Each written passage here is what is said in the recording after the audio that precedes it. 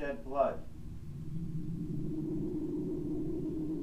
We ask that if there is a spirit presence in this room, we be given a sign of that presence.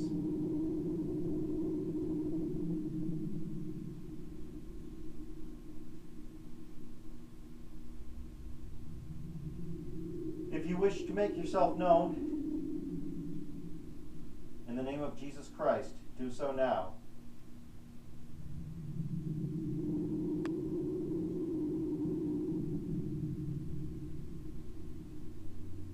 Do you have any messages for us?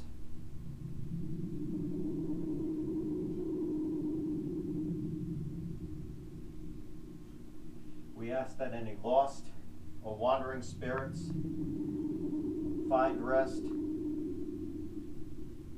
be conveyed from this place to their proper abode by mighty and holy angels.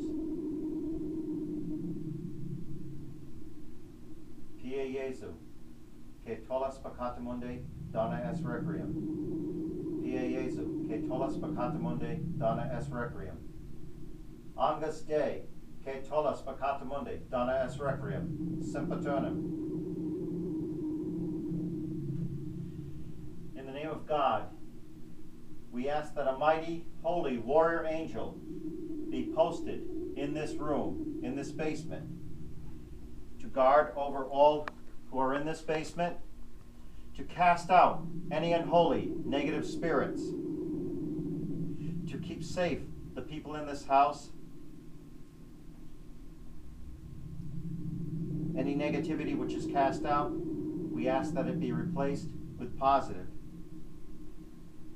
We bless this room in the name of the Father, and of the Son, and of the Holy Spirit. While we have you on the show, it's a great time. I mean, who knows more about this subject? I hate to bring it up, but demonology in general. Demonology, right. It's an intimidating word. The D word, yes. It's sorry, but here it comes. Right. You had to say it. Well, now it's out in the open, so we might as well talk about it. Before we get right into the demonology, I do have a question for the both of you. Yeah. Sure. I know you must have both started off as a traditional paranormal investigator first. Where did you make that transition to demonology? Pretty early on it was when we started involvement in paranormal investigation. You want to explain how that happened, Keith, how that came about? Well, we were, of course, as these young kids, we're always interested in anything bizarre or unusual. We had some activity going on in our house and just some mysterious things going on. It wasn't terrifying, but then when we were teenagers, that seemed to be the transition. Of course, we were brought up in a Christian household, and we believed in angels and demons, but certain things happened, like, for example, my brother took out the Ouija board and started asking some questions. You're teenagers, you want to find out. Sure. You do all these things. Mystifying oracle, William Folds' talking spirit. Yeah, and at first it seemed like a fun game, but then it kind of turned hostile. And we started wondering, is there something more to this? I know the views on the Ouija board are completely different. Well, we don't. Neither one of us recommend them, but I'm not so intimidated by the board. It's a form of divination and has to be used prudently. It's just so many clients I've seen. My wife Sandra and I, of course, run New England Anomalies Research, and most of the clients, or at least a lot of them, they wound up having problems by playing with a Ouija board.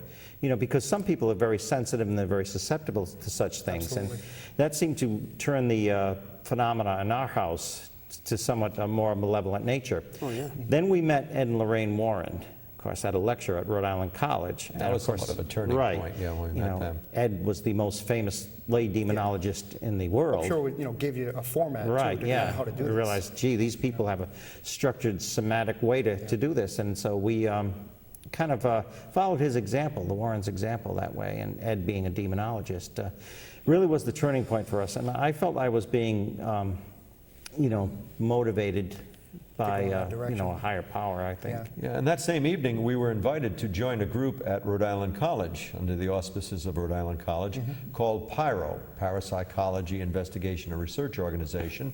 And being part of that group, we were invited to go to people's homes and explore reports of hauntings. Well, this was before internet usage was common. So Right. Keith placed an ad in some local papers offering our services as a group who would explore reports of a haunting, try to get to the bottom of it. Yeah, And the first response we got turned out to be from a home that had a full-blown demonic infestation. And that was the Richardson case? if I'm Yeah, correct? yeah, that was the Richardson house, right, the Arnold Richardson estate. And Yes. family, good friends of mine to this day, the Perrin family, and my good friend Andrea Perrin has written an extensive, she's actually writing a trilogy about her experience there, really? called House of Darkness, House of Light. And we went in there and we realized this was the real deal. As soon as we set foot on the property, we were experiencing. I had a feeling at tell. first, as soon as we pulled up to that driveway, Yep. it's like something's up here, it's heavy. And Right. when we went inside, we had that It's hard to confirmed. explain that feeling unless you've experienced it. I know you guys know what I'm talking about, that Absolutely. real heaviness You it's know drawing it's from. real. Right, Yeah, you can there's tell. no doubt. And on top of that, we did experience actual activity, poltergeist-like I activity. know one of the things that you had, had in your book was the window slamming up in the Oh, yeah. the children's room. That Yeah, with religious provocation. Yeah. Right. I'd use the name of Christ, and suddenly a window slammed shut, a girl got slapped on the head. You could feel that the energy just being drawn out of you. Yeah. And you realized it was the real deal. it's amazing what people actually lived through. And Right, and some that of these was every hauntings. day and every night for them. Right, yeah. And it was sporadic, but it was continual. Yeah. And Yeah, that actually is going to be made into a major motion Oh, really? picture. Wow. Yeah, But- called The Conjuring. It's supposed to come out in 2013, Oh, wow. I But think. Andrea interesting. Perrin's account is factual. That has Right. the details, dates, times, and Yeah, what which everything, actually gets transpired. blown up when you add, Yeah, dramatic content. Right, Changes yeah. things It dramatically. definitely does. But the underlying story is very interesting of the place in general. I mean, Oh, yeah. It is, yeah, it was a the fascinating old, place to be. older lady that had, she hung Yeah, herself? yeah. The lady hung herself in the barn, and, interestingly, there was a spirit manifestation that came to the mother that was it was just so horrible and decrepit looking, but it was obviously female, and the image was of a woman with the head bent to the side as if her neck Oh, was wow. broken. Yeah. And So, wake yeah. up to that at the crack of dawn. Oh, Yeah, sure. it's pretty cryptic. So, in my opinion, that initially the haunting was generated by human influence, but it drew in demonic influences Well, was as she, well. was she a witch? Am I right with that, if I can recall? Rumor Or was she have- was a practicing Wiccan witch, type of- you know. Yeah, it and wasn't confirmed, but yeah. that was the story, that the woman who lived in that house, although it was many decades before, actually practiced witchcraft. And the Well, cult is, yeah. is Whatever she definitely- called it at that time. Right, and she Sort of was in leads the, to that. right. Yeah, Yeah, opened there- a portal, a door to Well, another exactly, and she reality. was in the care of an infant at one time, babysitting for an infant, and when the parents came home, the infant unfortunately was in convulsion and expired soon afterwards. The autopsy revealed a sewing needle in the base of the skull implanted, so Really? it was suspected that that was a sacrificial Yeah. homicide, I mean, whatever. even I believe it was a 2x4 they had on the basement door that kept opening up and. Oh, yeah. Yeah? That snap Oh. and Yeah, shut. they I did, mean, they it's- couldn't keep that I mean, shut. that's yeah. just, Yeah. that's just amazing, it Yeah, really is. it's a Even lot when of I was force. upstairs on our first visitation to that house, I was going down the hallway by the children's bedrooms, and I saw this black, smoky form coming towards me. At first I thought there was a fire in the house, and all within the span of maybe 2 seconds, I was analyzing this. I said, no, I don't smell smoke. I don't know what this is. Came toward me, then just dissipated. It was Right. gone. Right. Well, our founder of our group, her name was Donna, she actually called in Ed and Lorraine Warren to consult with us, and they did more than consult. They actually came down and were personally involved in the Yeah. case, so we really appreciated And their I understand that assistance, that yeah. case actually, for whatever the terms were, they ended up picking up that case and following it through Yeah. to the end, so to speak. Oh, yeah, yeah, Yeah. yeah. And there are a lot of mixed reviews about what actually happened and how much they contributed to helping the Sure. family. But the fact is that, our group did call in Ed and Lorraine Warren, and they assisted with that quite actively, and just was and remains a fascinating case. Yeah. Well, I mean, for you guys being, back in that time frame, it must have been at least comforting to know that you have, somebody that had more experience at the time, as. Yes, Well, that's yeah, why they were call called our- in, yes. Right, exactly. You're, Yep, right. what we consider the same type of thing, that, somebody that has a lot more experience and, looking for some type of guidance, because, Right, we had no problem with that. I mean, we weren't so arrogant that we wanted to say, Yeah. oh, this is our case, we're going to it's tough stick it out. sometimes. Sometimes there's not a Yeah. lot of answers, and there's more questions that you can't You're figure dealing out. with the unknown at best. Sometimes you it's reach a suppositions. point where, you don't know what else to contribute. So, Right. you know, other people's influence, you know, might be a positive You thing. know, that's why I don't understand sometimes with other groups having an arrogance to actually knowing about this stuff, because Right. how much can you truly know about something you can't prove? That's Yeah. exactly true. That's You exactly do true. find that there's a degree of hubris in some of these teams where, you know, like, no, this is our team, this is our investigation, and nobody's going to take over it, nobody's going to become involved. But we knew we were just starting out, and we wanted the experience Yeah. of somebody who'd been at it for many years. Sure. That's the thing. When anybody's getting into the demonic realm or extreme hauntings, it's always a wise idea to be mentored by somebody or call in somebody for advice and work together. Networking is great, you know, Oh, so you're absolutely. not alone in it. Yeah, especially for the client. I think that's, you know, Yeah. for our group, that's the most important thing is the client. Right. Yeah, right, exactly, yeah. They're the A people that trustful need the help. relationship with the client Yeah. and Yeah. Oh, yeah. But you don't want to confidentiality if steer them that's in what the they want. wrong direction, because we don't have the answers for everything. Right, You know, it's just true. And speaking of which, you guys and myself were involved in a client case after Slater Mill. Yep. that, Absolutely, which, was very intense. that case is, you know, just about, I think about a little over a year old now. Yeah. And, you know, it's definitely, it was a long haul case, and Yeah. it's still not, quote, you know, I don't think a closed case. Right, But right, and it's- that's the thing a lot of people don't realize. It's not you. Sometimes it's not as clear cut as you'd like it to be. You go in, Yeah. tell them about what's going on, and the haunting situation's resolved. It doesn't always work Yeah, that way. and You've they're got the looking just to- psychological factor. They're looking to and- cut it off and say, you know, Right. all right, Yeah. there it is, and the haunting's over, now we're going to, and it doesn't happen like that. Right.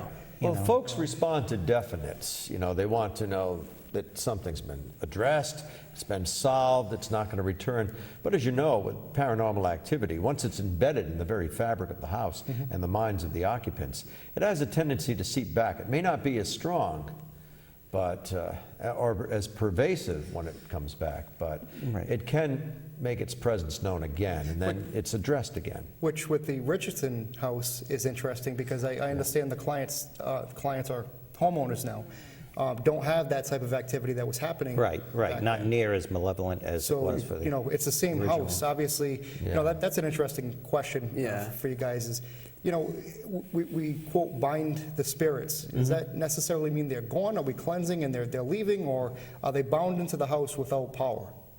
You know? Yeah, they Right. nullified, and it's just, we have to weaken their hold on that house and the occupants, and command the entity to depart, inform it that it has no place there, no hold on that house, and then you see what happens. You have varying degrees of success with that. Right. Sometimes a return trip and another blessing, and sometimes a follow-up investigation is called for. Right. Now, with that case that we worked on together, that was the first case where we had gone in and said, okay, well, this is what we found. And their response was, well, we want to get rid of this. So we had called you because, you know, we know that your expertise in that would probably help us out a lot. Right. And we didn't expect that the case would go on that long. You know, we Right. figured that first time, you know, that it was over, and, you know, you can never just tell. You Yeah. know, so that was Right. interesting. It depends, like we were just discussing, it depends on the people themselves, the homeowners Absolutely. who live there, you know, where they're coming from. Are they going to be fearful? Are they going to give in to their fears, or are they going to be confident? Yeah. Well, yeah, they have to keep up their faith, Right. and if they don't, you know, keep that faith up and they give in, you know, things can kind of go in Yeah. reverse. The ideal is we all move in with the Yeah, client. which, you know, we've It we've came pretty to much. that Right, almost. yeah. I mean, we slept You over. did, you Yeah, did we pull had a couple overnights of there. overnights, yeah. So, But, you know, it's all in the, you know, the interest of trying to help. Yeah, It's yeah. not because we're going there and trying to, you know, catch the best evidence that any group has, you Well, know, quote, that's quote. what I, It's- you know, admire about your group, because the client comes first. The In fact, client's the needs. client never even seen any of the evidence until yeah, the very, until we were pretty much until done. almost a year later, because we wouldn't show them it, because we knew what was in the house was not nice. yeah, we Right. knew that You know. if they had viewed what we had found, their fear would have been elevated.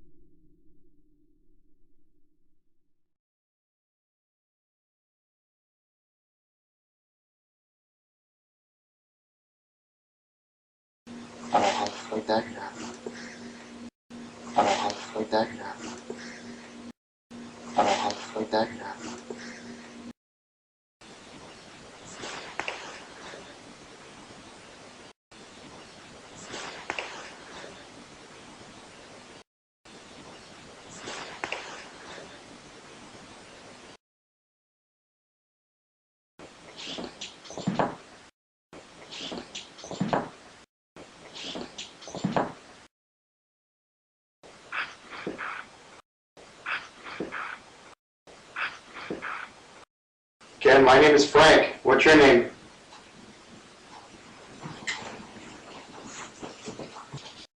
Ken, my name is Frank. What's your name? Well, dowsing rods are a form of divination. Some surveying companies employ dowsers, people who seem talented at finding water lines under the surface of the earth.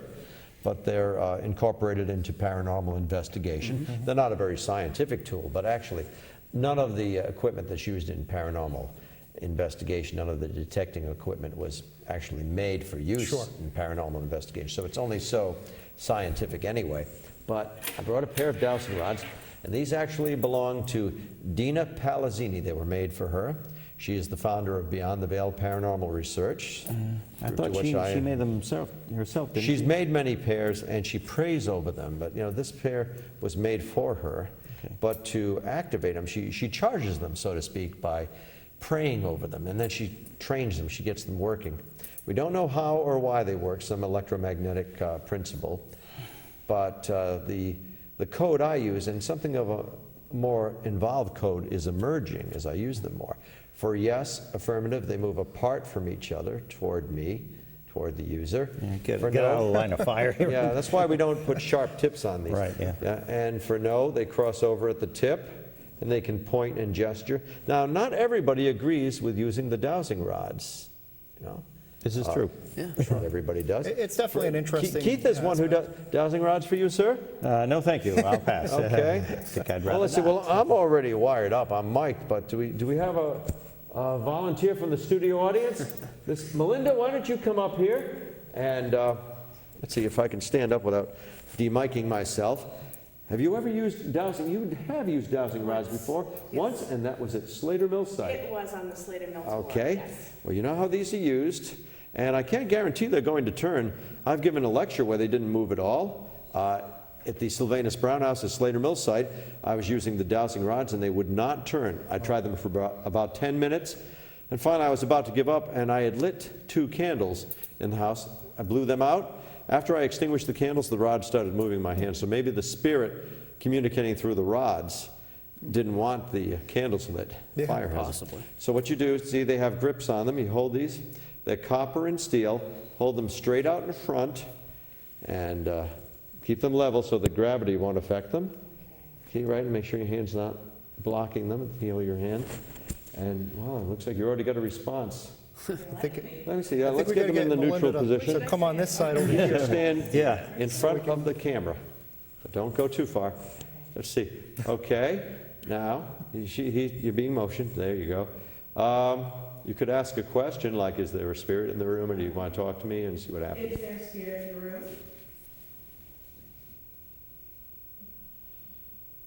Is there anyone here who would like to speak with me? That looks like, well, I was going to say no. Am I not? I'm not sure what this means, but the rods take that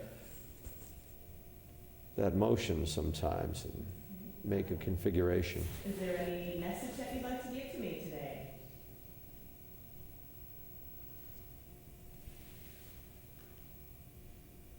Well, we can just sit and talk while she's using the rod. Now, see, oh, that got a response. Would you like to talk with Carl instead?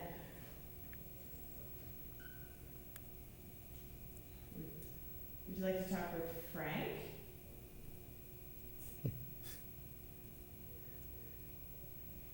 Would you like to talk with Joe?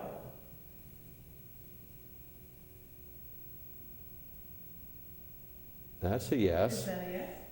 Yeah. Joe, would Stephanie, you come like with to you. ask a question? Would I like to ask a question? Point to Jim, if you would. Do you know who Jim is? He's the very tall man behind the camera over there. Could you point the rods in his direction?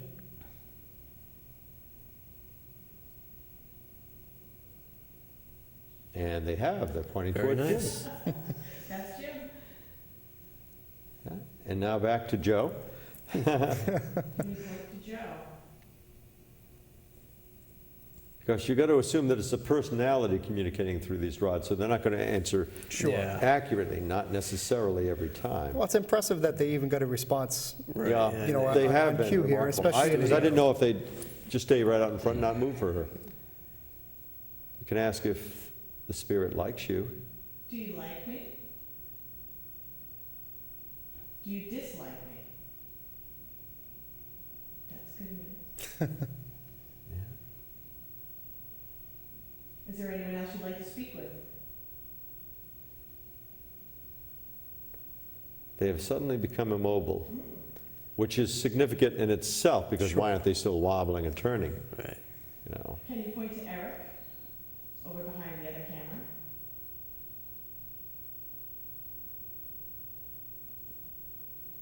for some reason it seems the spirit has decided not to communicate anymore. At least not through Melinda right Very now. Right. interesting. Well, we thank you Sure. for your time if you're Yeah, still here. Thank you. Thank you. They're fun. Fun to use. It's definitely an interesting subject, Let's see. you know. Can you move for me? It might be a little more use to me. All right. Thank you. Can you point to where you are? If I'm speaking to a spirit, can you tell me where you are? Use the rods to show me where you are now. Right over in this corner here. Huh? Who says a studio can't have a spirit, huh? Well, thank you. About 4 years later, actually, when I think about it, we were brought into another demonic case, and that was a horrendous situation. You're talking about the possession case? Possession in Providence, Rhode Island. Yeah. Which Keith has written about in his book. Sure. Right. That's the possession of Lucas. Right, the possession of Lucas, yeah. We call him Lucas because that was his name, Lucas. And it was a situation that occurred in Providence, Rhode Island, in the west end of Providence. And in the early 1980s, so it goes way back, but it's still a vivid recollection. Unfortunately, we don't have a lot of documentation about this actual case. At the time, we didn't have such sophisticated documenting techniques. Yeah, well, your Right, camcorders and stuff were, you know, Right, a lot everything was different. very expensive to do In that back retrospect, then. though, you know, if we had Yeah, had, big units. because this was a very violent possession case, and if Sure. we had had equipment there, like cameras and everything, it probably would have been smashed anyway. Yeah. Oh, yeah. Oh, yeah, there was a lot of activity, you know, like flailings around, furniture being overturned, so, yeah, your tripods would have gotten knocked over. Well, that was before you yeah. had a little Yeah, handheld right. camcorder. And that's a good point, that there was extraneous phenomena going on with us. It wasn't just that he was going under these episodes. The fact that things were happening around him, too, poltergeist-like activity. Oh, and yes. again, you got what I call the aura, that feeling we were just describing. Yeah. Yeah. It would be like a warning, about a 3 to 5 second warning before something happened. You knew something's going to happen because you just felt that energy There was drain. so much That sixth, right. sixth sense, yeah. Right, Yeah. exactly. Physical activity to observe, everything from streetlights outside flashing, an uncanny sequence, to the floor shaking, as though it was an earth tremor. Well, Carl was sitting in a chair, and it was a family easy chair. It wasn't a light chair. And suddenly, when he was about to go, it was during an exorcism, he was about to go under, all of a sudden you felt that energy drain, and Yeah, there was the a subject rumbling. was about to go under. Right. Is one of his episodes. Right, and you felt a rumbling, kind of like a vibration, almost like an earth tremor along the floor. Could hear it and feel it. When it reached Carl, all of a sudden the chair starts going back with him in it, and he's looking around like Yes, this. my What's going chair. I on? mean, I was startled. I wasn't afraid at all. I just thought that's quite remarkable.